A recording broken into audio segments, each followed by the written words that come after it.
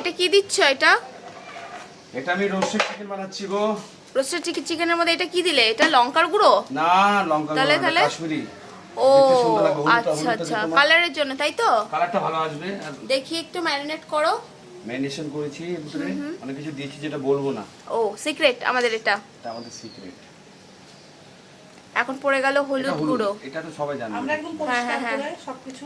হ্যাঁ হ্যাঁ, একদম আমাদের কাজ পরিষ্কার পরিচ্ছন্ন।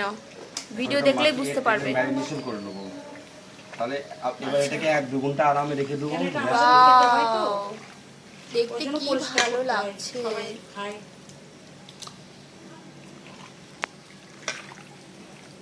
ভালো লাগছে খেতে। হলে পরে শিলিগুড়ি পাঠশালা, আমাদের মুর্শিদাবাদের ভিতরে বহরমপুর আছে, তার ভিতরে আছে চালতিয়া, তার ভিতরে আছে শিলিগুড়ি পাঠশালা। আচ্ছা।